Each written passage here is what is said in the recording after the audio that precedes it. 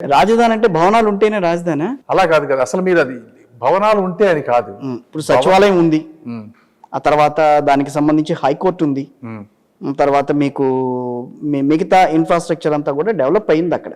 మళ్ళీ ప్రత్యేకంగా ఏం చేయాలని అంటారు? మీరే అన్నారు కదా ఇందాక టెంపరీ క్యాపిటల్ ఏం కట్టలేదని. టెంపరీ క్యాపిటల్ శాశ్వత భవనాలు అనేవి చాలా తక్కువ ఉన్నాయని అంటున్నారు. మీరేమన్నారు, ఏం డెవలప్ అవ్వలేదన్నారు. ఇప్పుడు మీరే చెప్తున్నారు కొంత కట్టారు. కొంత శాశ్వత భవనాలు కాదు అవన్నీ కూడా. అదే మీకు అదే క్యాపిటల్ మీద మనకు ఒక విజన్ అంటూ ఉంటే అసలు ఏమి కట్టబోతున్నాం అనేది మనకు తెలుస్తుంది.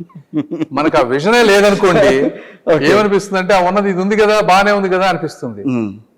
అదే that is the difference between Chandrababu Naidu గారు, TDP and normal people.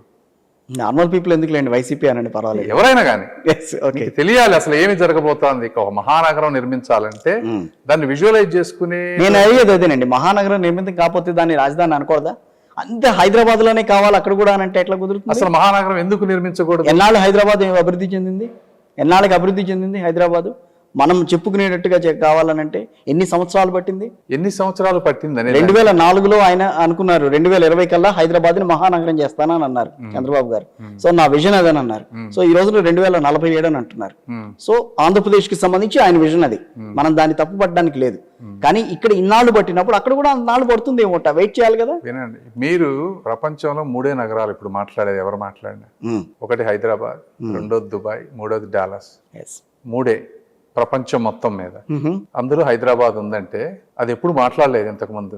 Okay, ఈ రోజు ఎందుకు మాట్లాడుతున్నారంటే that is because of Chandrababu Naidu గారు. 20 ఏళ్లలో ఎంత సంపద సృష్టించారు ఇక్కడ. ఒక సాఫ్ట్వేర్ ఉద్యోగి ఈ రోజు 20 లక్షలు 30 లక్షల శాలరీ. ఇండైరెక్ట్ ఎంప్లాయ్మెంట్ ఎంత క్రియేట్ అయింది. ఫార్మసీ, ఎంటైర్ ఫార్మసీ ఇండస్ట్రీ అంతా ఇక్కడ కొన్ని లక్షల ఉద్యోగాలు. జీనోమ్ వ్యాలీ కానీ ఏమైనా అసలు ఎక్కడ ఉంది ఇంత అద్భుతమైన అభివృద్ధి? వేరే హైదరాబాద్ అభివృద్ధిలో కీలక పాత్ర అయింది అని అంటారా? అసలు వేరే వాళ్ళ పాత్ర ఎవరిది ఉంది? నేదురుమల్లి జనార్దన్ రెడ్డి గారు లాంటి వాళ్ళు ఉన్నారు చెప్పుకోవడానికి. గతంలో కాంగ్రెస్ పార్టీకి సంబంధించి మీరు చెన్నారెడ్డి లాంటి మీరు సాక్షి ఛానల్లో పనిచేశారు కాబట్టి మీకు అలా అనిపించొచ్చేమో కానీ దట్ ఈస్ నాట్. మీరు దానికి ఉదాహరణ మొన్న బాబు గారు అరెస్ట్ చేసినప్పుడు చూసారు. ఎవరికన్నా ఏ చీఫ్ మినిస్టర్ కన్నా అలా జరిగిందా?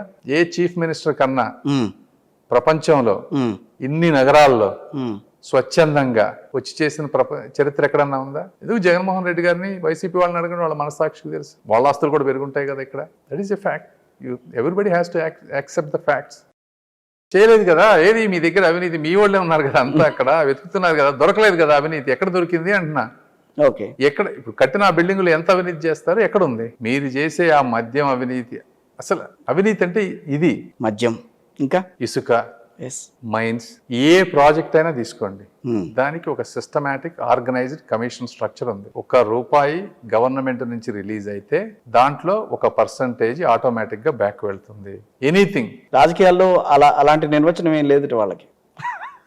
సరే, మీరందరూ దాన్ని యాక్సెప్ట్ ఇప్పుడు మీరు కరప్షన్ యాక్సెప్ట్ చేసుకుంటా పోతే at every level it will increase.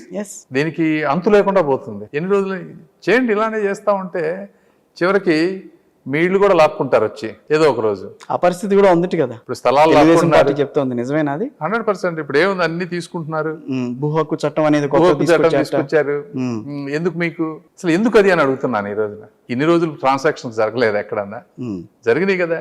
ఇప్పుడు ఎందుకు తీసుకొచ్చావు? వీటిని పెట్టి బ్యాంకుల్లో అప్పులు తీసుకొచ్చి, లేకపోతే ఈ డాక్యుమెంట్స్ పెట్టుకొని మన మాట విన్న వాళ్ళందరినీ హెరాస్ చేయడానికో, లిటిగేషన్లు పెట్టడానికి వాళ్ళ నాయకులు. దాన్ని తప్పించి ఏమన్నా దానివల్ల ఉపయోగం ఉందా? పేదలకు ల్యాండ్స్ అని చెప్పారు, అందులో కరప్షన్. కొన్న ల్యాండ్ అన్నింటిలోనూ ఎక్సెస్ చేసుకున్నారు, ఎమ్మెల్యేలు తిన్నారు, కంప్లీట్ కరప్షన్. దాని గురించి ఎంత తక్కువ మాట్లాడుకుంటే అంత మంచిది. అంతేనా? ఇప్పుడు ఆంధ్రప్రదేశ్ రాజకీయాల్లో కుల ప్రాతిపదికన పార్టీలు ఏర్పడుతున్నాయి, కుల ప్రాతిపదికన, మత ప్రాతిపదికన రాజకీయాలు నడుస్తున్నాయి. ఇలాంటి దాంట్లోకి ప్రస్తుతం మీరు వచ్చి నేను ఎంపీగా పోటీ చేస్తున్నాను, నాకు మద్దతు ఇవ్వండి అని అడుగుతున్నారు గట్టిగా అందరినీ. ఏ కులానికి ప్రాతినిధ్యం వహిస్తారని మీరు అనుకుంటారు? కులాలు అనేది ఇంతకుముందు ఎప్పుడు ఏ రాజకీయ పార్టీలు వాళ్ళు తీసుకొచ్చింది లేదు. ఇప్పుడే జగన్మోహన్ రెడ్డి గారు కావాలని ఆ డివిజన్ తీసుకొచ్చారు. ఈ సోషల్ మీడియాని వాడి, ఫేక్ అకౌంట్స్ వాడి. జనసేన పెట్టింది దానివల్లేగా, కాపుల కోసమేనే కదా పార్టీ పెట్టింది ఆయన అని ఎప్పుడన్నా చెప్పారు ఆయన మీకు? పవన్ కళ్యాణ్ ఉంది కదా, కాపుల అభ్యున్నతి కోసం ఏం చెప్పి ఆయన డైరెక్ట్ గా మాట్లాడుకుంటున్నారు. ఎప్పుడు లేదే. ఆయన పార్టీలో టికెట్లు ఇచ్చే వాళ్ళందరూ కాపులే. ఎవరు చెప్పారు? హరిరామ జోగి లాంటి వాళ్ళు మాట్లాడింది అదే కదా. కాపులకి ప్రాతినిధ్యం లేనప్పుడు నీ పార్టీ ఎందుకు, నేను ఎందుకు అని అడిగారు ఆయన. నిన్న 100 మంది 100 మాటలు అంటారు. బట్ పవన్ కళ్యాణ్ అనే వ్యక్తి, ఆయనకు గొప్ప ఆశయాలు ఉన్న వ్యక్తి. ఆయన ఆయనకి ఏం అవసరం అండి రాజకీయాల్లోకి రావడానికి? ఆయన సినిమా చేసుకుంటే కొన్ని 50 కోట్లు 100 కోట్లు వస్తాయి ఆయనకి ఈ రోజున. అసలు ఆయనకు అవసరం ఏంటి?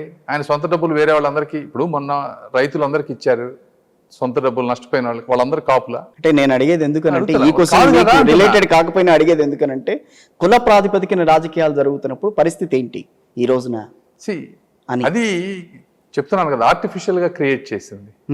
ఏ విధంగా ఉంటుంది? నేను పెరిగింది అసలు దాని గురించి మాట్లాడాలంటేనే మేము అమెరికాలో వెళ్ళి ఇంత చదువుకున్న వాళ్ళకి అది చాలా ఘోరంగా అనిపిస్తుంది. అక్కడే ఉండవు ఇట్లాంటివి, ఎక్కడా ఉండవు.